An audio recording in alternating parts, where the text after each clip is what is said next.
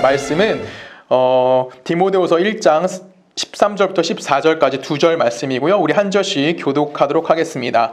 너는 그리스도 예수 안에 있는 믿음과 사랑으로서 내게 들은 바 바른 말을 본받아 지키고 우리 안에 거하시는 성령으로 말미암아 내게 부탁한 아름다운 것을 지키라. 아멘. 함께 기도하겠습니다. 하나님 감사합니다. 하나님 이제 우리 말씀 듣습니다. 전하는 자 겸손케 하여 주시고 듣는 우리 모두가 아멘으로 화답할 수 있는 귀한 시간 되어줄 수 있도록 주께서 인도하여 주시옵소서. 오직 여호와 하나님 앞에 겸손하여 하나님의 하나님 되심을 기뻐할 수 있는 우리 모두가 되게 하실 걸 믿사오며 살아계신 예수 그리스도의 이름으로 감사하며 기도했습니다. 아멘.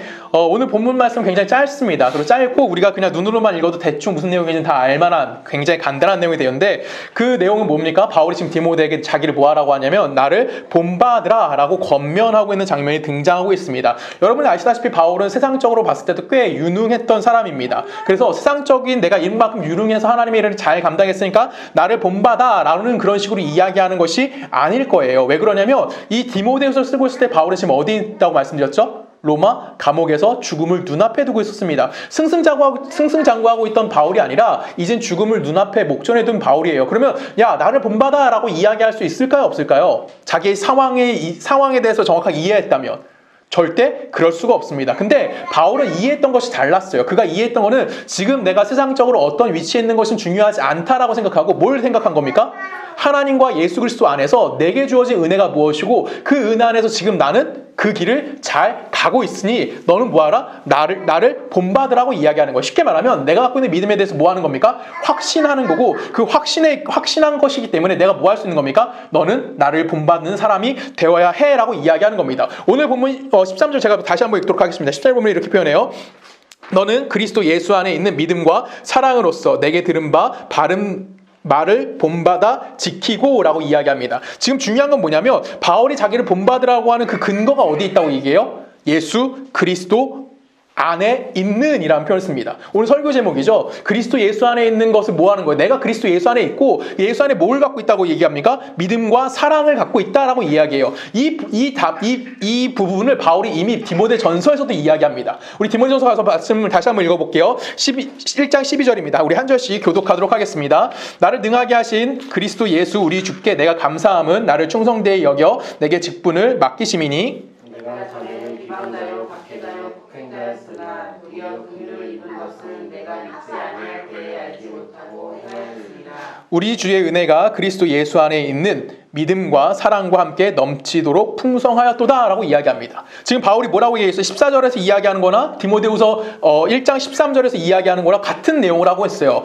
어디 있다는 겁니까? 자기가 그 예전에는 뭐였대요? 비방자였고 폭행자였고 뭐 방해자였던 자기였는데 내가 누구의 은혜를 입게 됐다고 얘기해요? 예수 그리스도의 은혜를 입게 된 거고 그래서 그리스도 예수 안에 있는 믿음과 사랑이 내 안에서 넘치게 됐다라는 겁니다. 그럼 내가 사랑하고 있는 모든 것들 다 누구 안에 있다라는 거예요? 예수 그리스도 안에서 그것이 주어져서 내가 이 일을 감당하는 거지 외부적인 어떤 조건을 가지고 내가 그리스도 안으로 들어왔다 없다. 들어온 것이 아니다라고 이야기하는 거예요. 지금 내가 사도의 역할을 감당하는 것은 내 유능함 때문에 하는 것이 아니라 누구 때문에 하는 겁니까? 예수 그리스도가 나를 뭐 해주신 거예요? 용서해 주셨고 나를 품어주셨고 나에게 사도의 직분을 맡겨주셨기 때문에 지금 내가 그 일을 뭐 할 수 있다고 얘기하는 거예요? 감당할 수 있다라고 이야기하고 있다라는 겁니다. 즉 바울의 바울됨을 누구의 근거로 두고 있는 거예요? 예수 그리스도를 통해서 내가 바울로서의 삶을 살 수 있어 라고 이야기하는 겁니다. 우리 계속해서 읽어봅니다. 15절부터 한 절씩 교독합니다. 미쁘다 모든 사람이 받을 만한 이 말이여 그리스도 예수께서 죄인을 구하시려고 세상에 임하셨다 하였도다. 죄인 중에 내가 괴순이라. 그러나 내가 긍휼을 입은 까닭은 예수 그리스도께서 내가 먼저 인치 오래 참으심을 보이사 후에 주의 믿음을 영생 얻는 자들에게 본이 되는. 자, 바울이 지금 뭘 얘기하고 있어요? 나를 뭐 한대요? 하나님이 나를 오래 참으셨고 후에 주를 믿어 영생 얻은 자들이 뭐가 되겠대? 본이 되겠다라고 얘기하고 있어요. 지금 바울이 힘줘서 얘기하는 게 뭡니까? 지금 미쁘다라는 거 내가 확신해서 말할 거야 라는 의미라고 제가 말씀드렸어요. 여러분 이 미쁘다라는 게 뭐예요? 지금 내가 확신해서 말하는데 뭘 확신해서 말한다고 얘기합니까? 나는 죄인 중에 괴수다라고 이야기해요. 내가 죄인 중에 괴수임에도 불구하고 하나님께서 뭐 하셨다는 거예요? 오래 참아주셨다라는 거예요. 오래 참아주셔서 내게 은혜가 임한 거고 그 은혜를 입어서 내가 뭐 하는 겁니까? 이 후에 예수 믿는 자들에게 뭐가 될 거? 본이 될 거라는 거예요. 나는 그동안 원래는 예수를 비방했던 사람이었고 예수를 믿지 않았던 사람이고 예수를 공격했던 사람인데 이제는 내가 뭐 했다는 거예요? 하나님이 나의 죄를 용서해 주셨고 이제 내가 그 용서함을 받아서 그냥 하나님의 백성이 되는 것에서 멈추는 것이 아니라 하나님의 복음을 전하는 예수 그리스도를 알리는 자로서의 사도로서의 역할을 뭐하고 있다? 감당하고 있는데 그것이 내가 말을 잘한다던가 내가 유능한다던가 내가 로마 시민권을 갖고 있다는 그런 어떤 외부적인 조건 때문에 가능한 것이 아니라 뭐 때문에? 예수 그리스도가 나를 품어주셨고 예수 그리스도 안에서 내게 믿음을 주셨고 그 믿음 안에서 내가 사랑을 배웠기 때문에 내가 뭐 할 수 있다는 겁니까? 지금의 이 일을 감당할 수 있다라고 이야기하는 거예요. 즉 바울의 존재성은 뭐라는 거예요? 죄인 중에 괴수라는 것을 항상 기억하고 있다라는 것이죠. 그리고 내가 그 일을 감당하는 것은 내가 죄인이지만 하나님 뭐 하셨다? 내게 용서와 자비를 베푸셨고 그 일을 감당할 수 있게끔 하나님께서 내게 뭐 하셨다는 거예요? 나에게 사명을 맡기셨다라는 거예요. 이 일의 표본이 누구라는 겁니까? 지금 바울 자기 자신이기 때문에 뭐 하라고요? 나를 본받아야 함에 대해서 이야기하고 있는 겁니다. 여러분 목사님들을 생각하면 좀 쉽게 이 부분을 좀 이해할 수 있을 것 같아요. 자, 저는 어릴 때부터 목사가 되고 싶었습니다. 사람들이 물어볼 때 야 조성은 너 나중에 그럼 뭐 할 거야? 어릴 때는 목사님이 멋있어 보였어요. 강단에 서서 뭐 가운, 지금 저는 가운 안 입지만 옛날 목사님 다 가운 입으셨거든요. 너무 멋있어 보여서 아 나는 목사님이 될 거예요 라고 했어요. 그리고 정말 저는 그냥 아무런 생각 없이 계속 목사가 되는 과정을 거쳤고 지금 여러분 앞에 목사로 써 있습니다. 근데 만약에 예를 들어 볼게요. 누구를 들어볼까요? 그냥 우리 중에 한 사람으로 할까요? 우리 중에 한 사람으로 할까요? 자 그러면 지혜로 할게요. 자 지혜가 그냥 지금 회사를 다니고 있잖아요. 근데 어느 날 갑자기 은혜를 입었어.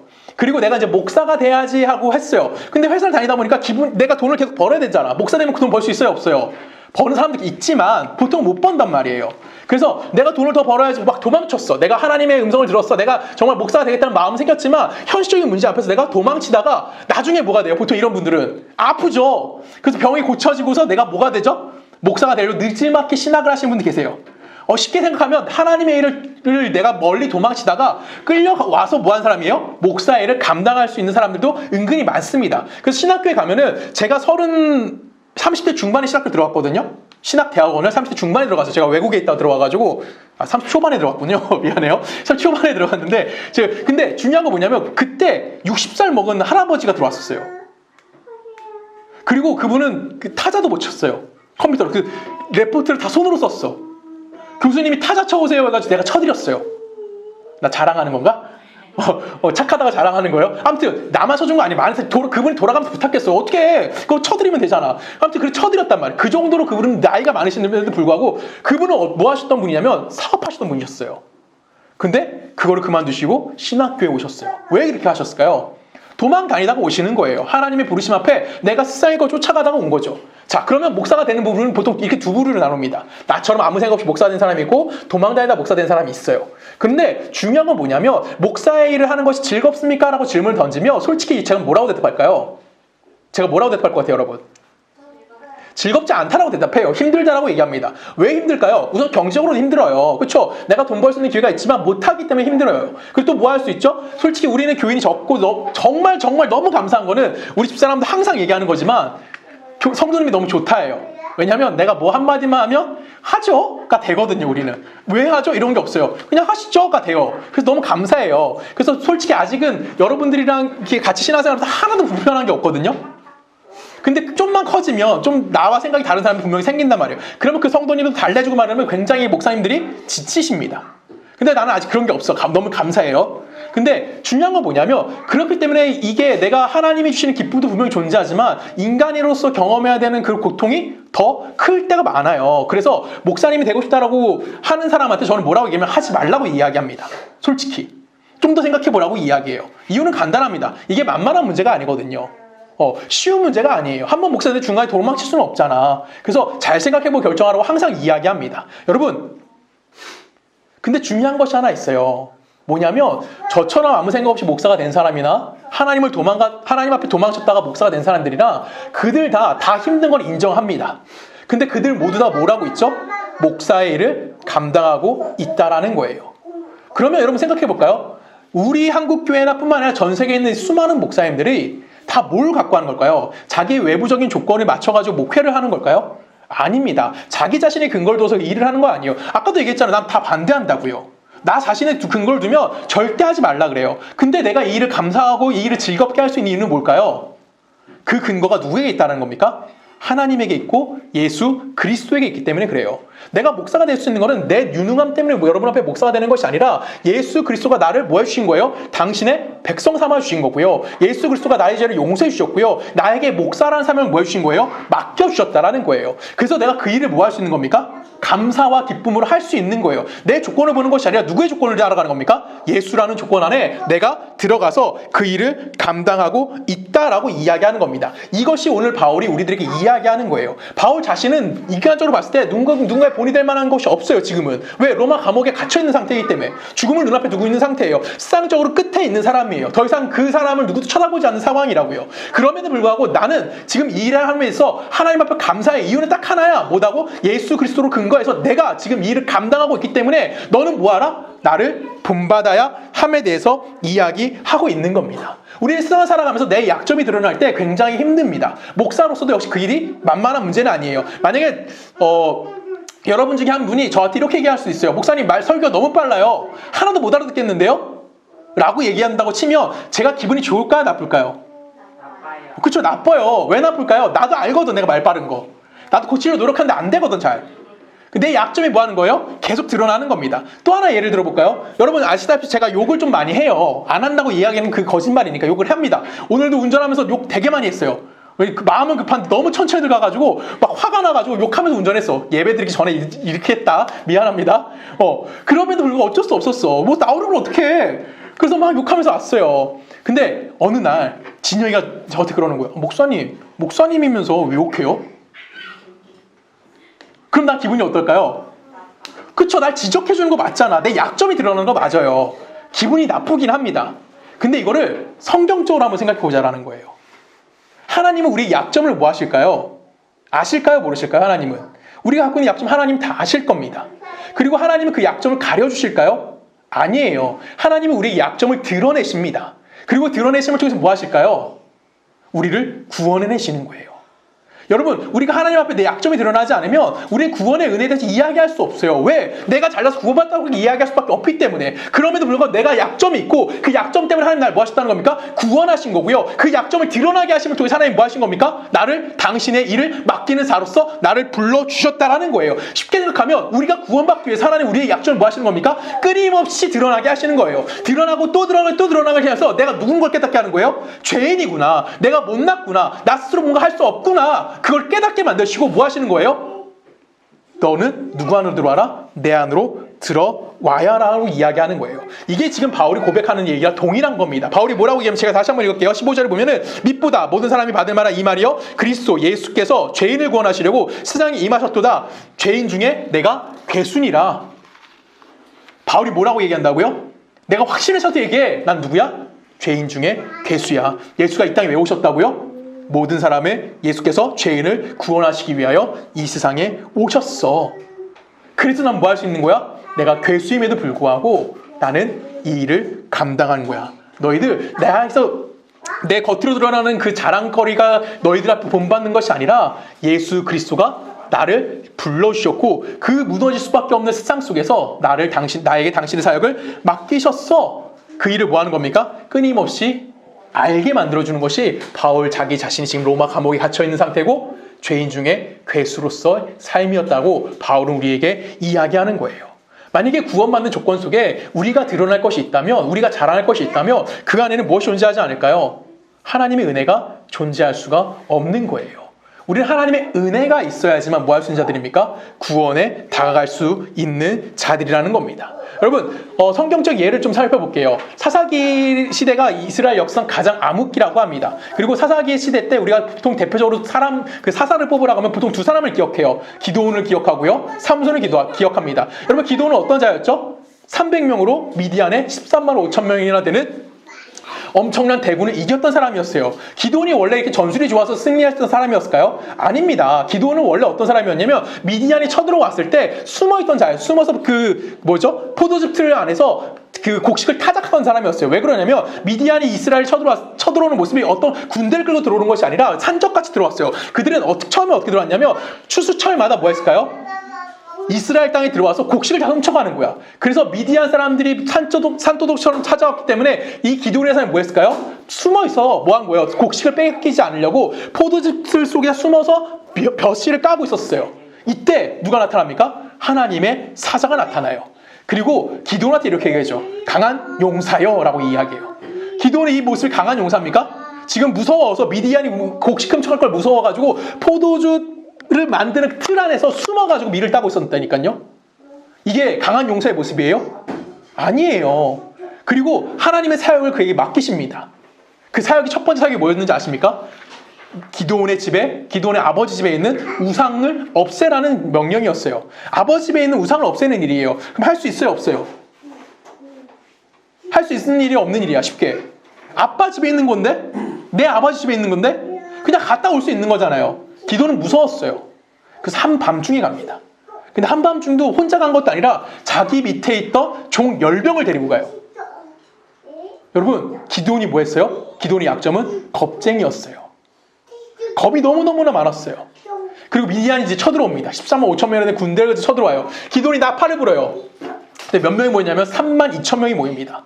그래서 13만 5천, 3만 2천 명이면 이스라엘 지형상 해볼만 해요. 왜냐면 이스라엘은 협곡이기 때문에. 충분히 해볼만 해요. 근데 하나님이 어떻게 하셨을까요? 기드온의 약점을 또 드러내십니다. 그래서 몇 명만 남게 돼요? 3만 2천 명 중에 300명만 남게 돼요. 그럼 기드온이 무서웠을까요? 안 무서웠을까요? 무서웠어요.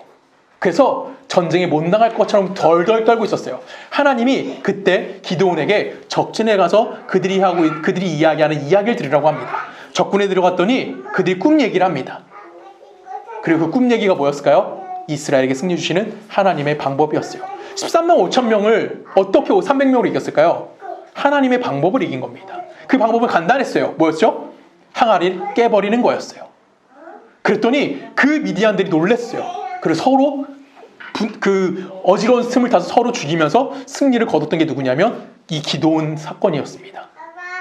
그리고 그는 이제 많은 재물을 가지고 어디를 돌아오게 되냐면 다시 이스라엘 땅으로 오게 됩니다. 이제 그 전리품이 많아졌어요. 사람들이 막 나눠줍니다. 사람들이 많은 전리품을 보고 기드온한테 이렇게 얘기해요. 아, 당신이 우리의 왕이 됐으면 좋겠어요. 그랬더니 기드온이 뭐라고 얘기했을까요? 너무나 감사하게 하나님을 의지하고 있던 기드온. 아, 나는 왕이 될 수 없습니다. 나는 하나님이 나에게 맡겨주신 일을 마쳤으니까 이젠 고향으로 돌아가겠습니다라고 해요. 근데 고향으로 돌아간 기드온이 망하기 시작합니다. 어떻게 망했을까요? 그의 부인이 정확하게 몇 명인지 모르겠지만 아들의 숫자가 나옵니다. 아들이 몇 명 낳았을 것 같습니까, 여러분? 아들을. 성경에 기록된 아들만, 아들 숫자예요. 딸도 있겠죠? 아들만 70명이었어요.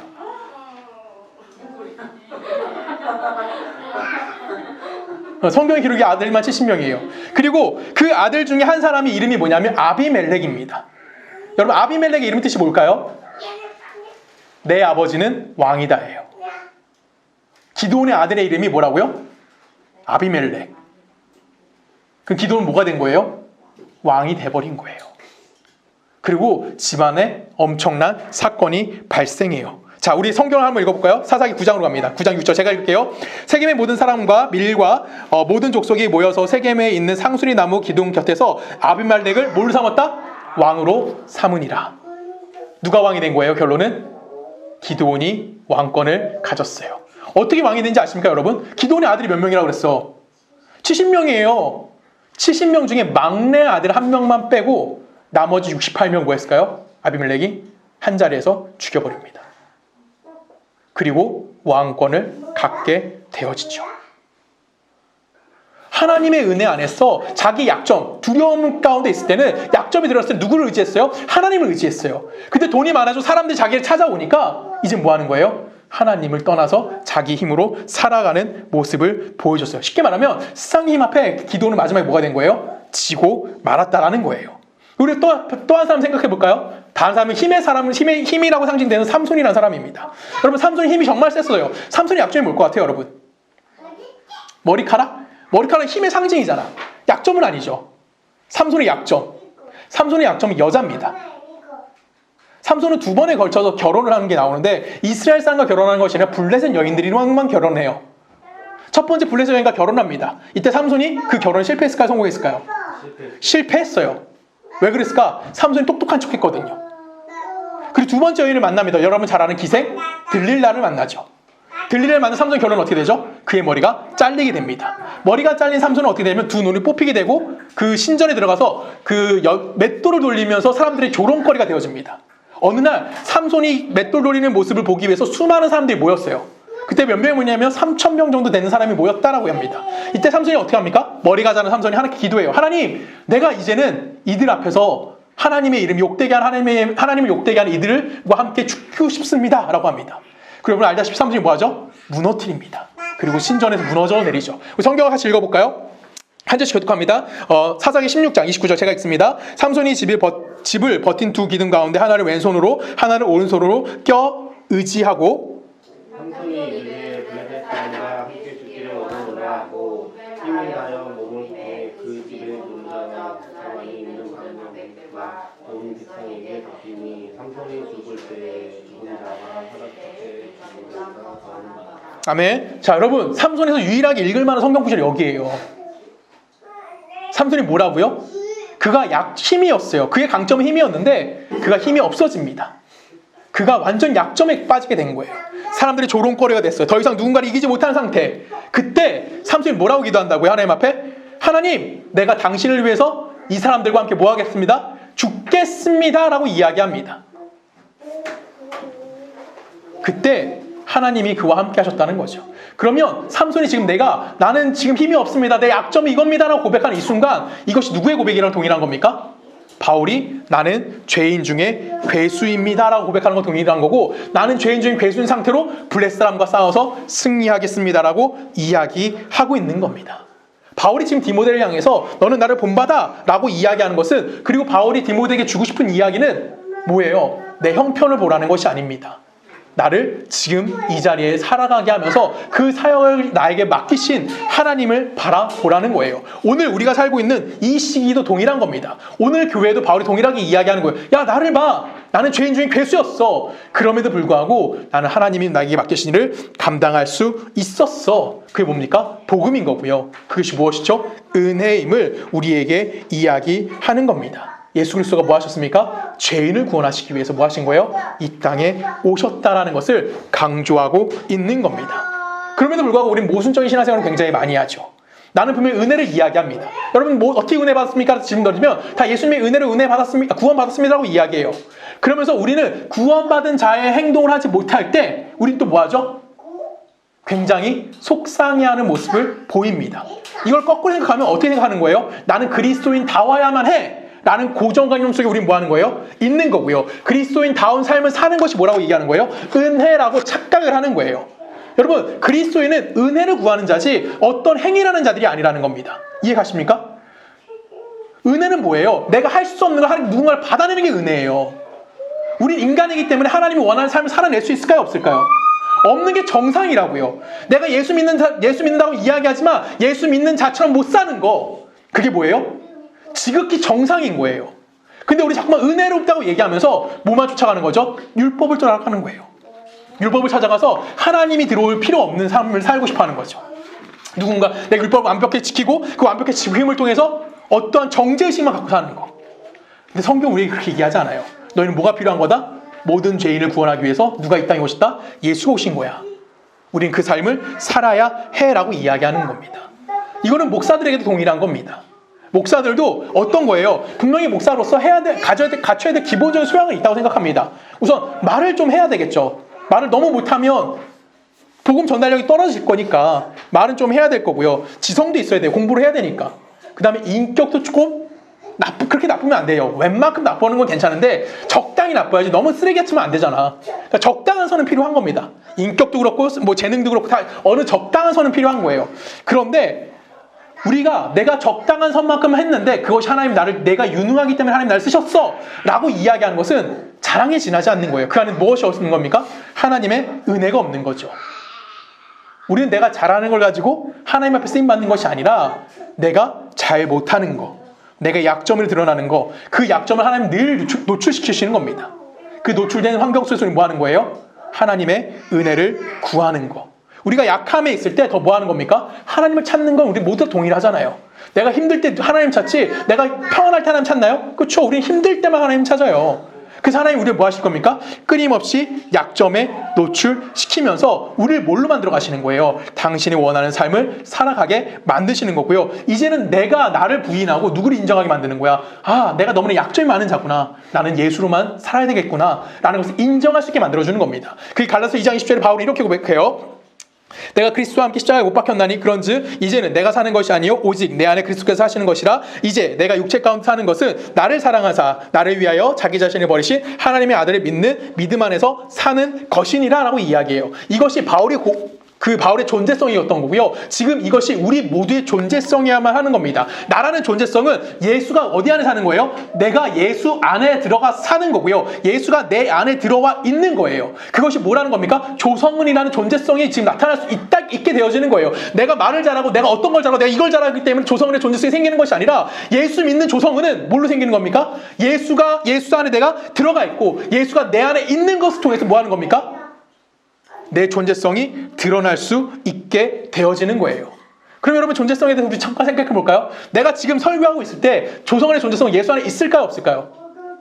있죠. 그렇죠? 제가 오늘 돌아오는 길에 욕하면서 운전하면서 왔어요. 내가 예수 안에 존재성이 있었을까 없었을까? 있는 건 맞아. 근데 나는 예수 안에 존재성을 인정이 안 해. 안 하고 난 나가 있었던 거예요. 그렇죠?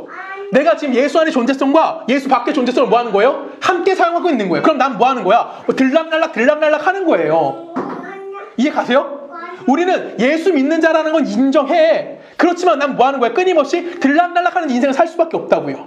근데 시간이 지나고 또 지나다 보면 이 들락날락 하는 횟수가 어떻게 될까요? 줄어들겠죠. 그리고 우리 마지막에 뭘 깨닫게 될까요? 내 인생을 예수 안의 삶으로 마치게 되어지는 거예요. 이거는 우리 방법으로는 알 수 없고 우리 노력으로는 알 수 없는 거예요. 그래서 이건 뭐라고 표현하는 겁니까? 하나님의 신비라고 이야기하고요. 하나님의 지혜로움 인도하심이라고 이야기하는 거예요. 우리 그 안에 살아가는 것뿐이지 내가 어떤 노력을 함을 통해서 예수 안에 거한다?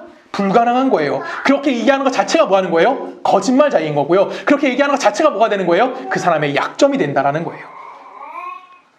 그래서 하나님 우리에게 뭘 하시는 겁니까? 끊임없이 왔다 갔다 하라고 허락해 주시는 거예요. 그래서 뭘 깨달으라는 겁니까? 네가 갖고 있는 약점이 무엇인지를 깨달으라고요. 그리고 그 약점 가운데 뭘 깨달으라는 겁니까? 그 약점에도 불구하고 지금 네가 나의 일을 감당하고 있어. 내가 너에게 사역을 맡겼어. 그걸 뭐 하라는 겁니까? 인식하고 감사할 수 있는 자가 되어지라는 거예요. 그것이 하나님이 우리를 이끄시는 방법인 겁니다. 우리가 다시 한번 본문 읽어볼까요? 너는 그리스도 예수 안에 있는 믿음과 사랑으로서 내게 들은 바 바른 말을 본받아 지키고 라고 이야기합니다. 이제 바울이 이 얘기하는 것을 여러분 다 이해하셨으리라고 믿습니다. 바울이 지금 어디 있대요? 그리스도 예수 안에 있는 믿음과 사랑으로서 내가 하나님의 일을 감당하고 있는 것이야 라고 이야기하는 겁니다. 바울은 복음이 가장 잘 증명되어지는 것이 뭐라고 얘기하는 거냐면 로마 감옥에 갇혀있는 자기 자신이라고 이야기하는 거예요. 나는 하나님께 죄인이었지만 하나님이 나를 용서해 주셨어. 나는 하나님께 죄인이었지만 하나님은 나를 구원해 주셨고 내가 하나님 앞에 벌받아야 될 인간이었지만 하나님은 나를 사도까지 그의 사명을 감당케 하셨어. 하나님의 구원과 하나님의 은혜와 하나님의 복음이라는 초점 안에서 넌 뭐하라? 나를 본받아라 라고 이야기하는 거고요. 너도 역시 뭐하라는 겁니까? 그렇게 살아가야 한다라고 이야기하는 겁니다. 우리가 살고 있는 이 세상은 끊임없이 변화를 경험하고 있는 세상입니다. 분명 오늘 유행했던 것이 내일은 달라질 수도 있고요. 오늘 우리가 얘기했던 진리라고 얘기했던 그 어떤 것이 내일은 다른 것이 될 수 있어요. 근데 유일하게 변하지 않는 것이 하나 있습니다. 그것이 뭘까요? 사탄이 우리를 공격하는 내용이에요. 뭘까요? 하나님에 대해서 하나님과 관계성을 끊임없이 방해하는 것은 사탄이 모든 역사 속에서 뭐하지 않는 겁니까? 변화하지 않는 방법이라고 이야기하는 겁니다. 문화는 달라질 겁니다. 세상은 분명히 대하는 것이 달라질 거예요. 하지만 세상이 우리를 공격하는 하나님과의 관계성을 깨트리는 방법은 초질과 뭐 할까요? 변하지 않고 있다는 거예요. 그래서 바울이 뭐 하는 겁니까? 지금 이 서신을 우리에게 쓴 거고요. 초대교회에 살고 있던 모든 사람들이 어려움 가운데 살았을 겁니다. 신앙을 지키기가 어려웠을 거예요. 하나님을 지키고 하나님의 백성을 살아가는데 매우 힘들었을 겁니다. 그럼에도 불구하고 바울은 글을 쓴 거예요. 누구를 위해서? 그들을 위해서. 또 누구를 위해서? 우리를 위해서. 또 누구를 위해서? 앞으로 주어질 그리스도인들을 위해서. 뭐 하라고요? 지금 너의 환경이 중요한 것이 아니라 너에게 은혜를 베푸신 하나님의 은혜가 있다라는 거. 그 은혜 안에서 지금 우린 뭐하고 있다? 이 일을 감당하고 있다라고 우리에게 이야기하는 겁니다. 그래서 우리의 삶이 하나님이 우리에게 그걸 깨닫게 하기 위해서, 우리 약점을 드러내기 위해서 우리의 인생이 고달플 수도 있는 거예요.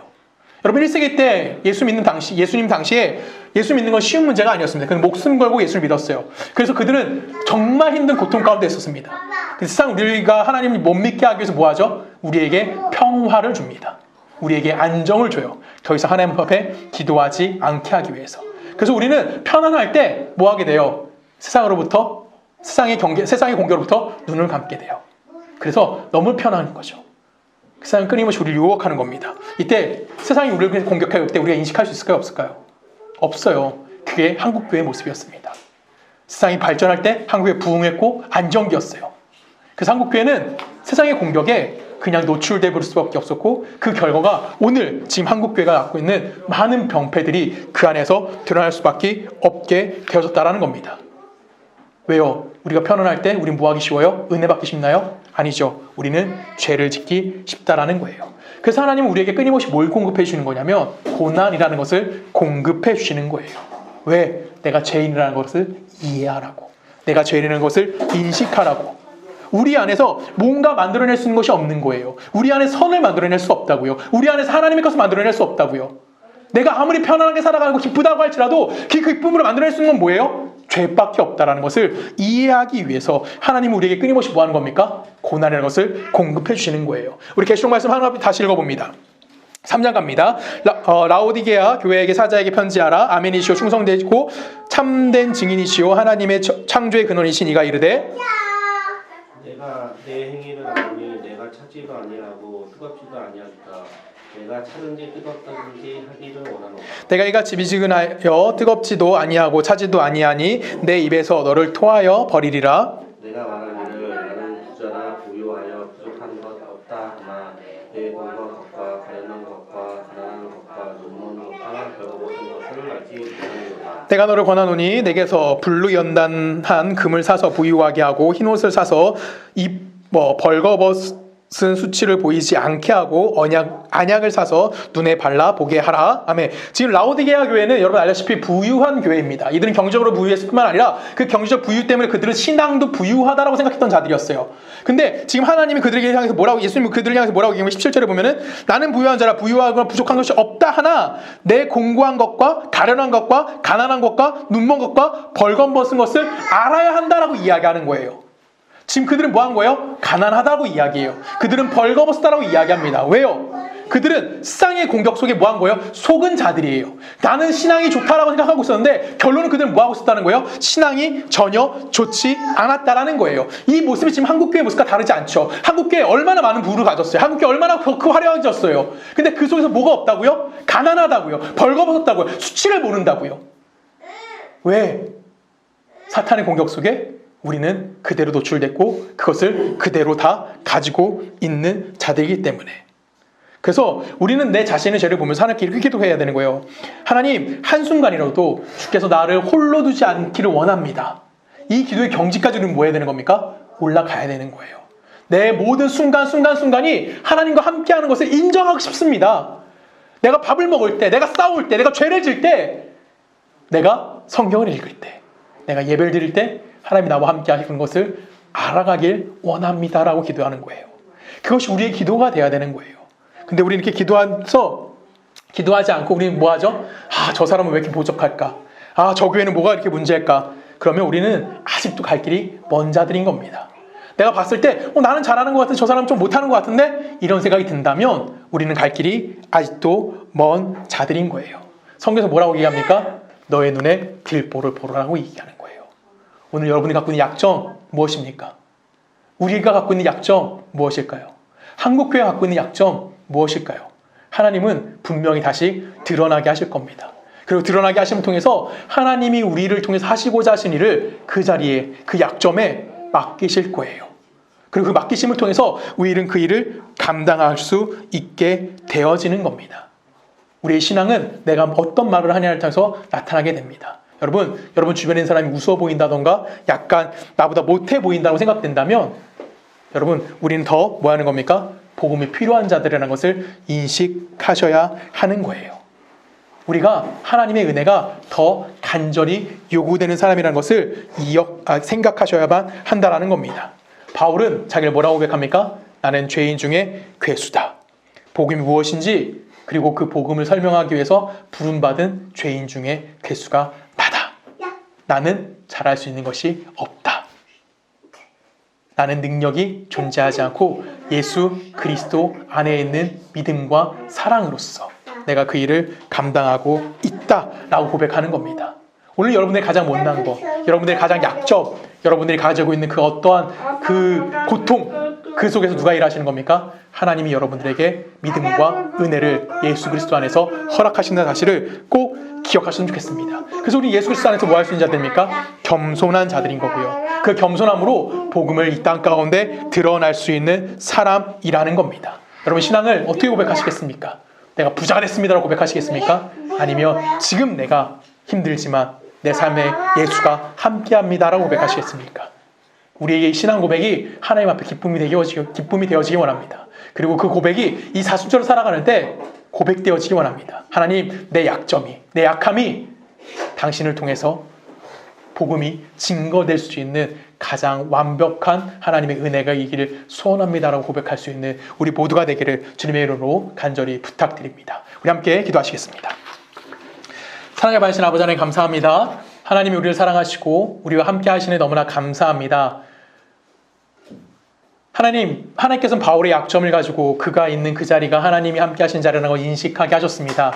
하나님 또한 우리에게 갖고 있는 약점 가운데 하나님이 일하신다는 사실을 깨닫게 하시고 하나님이 드러내신 그 약점을 싫어하고 숨기려고 하는 것이 아니라 그 약점 때문에 내가 하나님의 은혜와 예수 그리스도의 믿음을 갖출 수 있게 되었다는 사실을 고백해낼 수 있는 우리 모두가 되어줄 수 있도록 우리와 함께하여 주시옵소서. 이제는 우리 주 예수 그리스도의 은혜와 성부 하나님의 사랑과 성령님의 내주되심이 하나님의 백성으로서 하나님이 우리와 함께 하신다는 사실을 항상 고백하며 살아가기를 소원하는 우리 서초동네교회 모든 성도님들의 삶과 그들의 가정과 그들의 직장과 그들이 살고 있는 모든 나라 가운데 지금부터 영원히 함께 하시기를 간절히 축원하옵나이다. 아멘.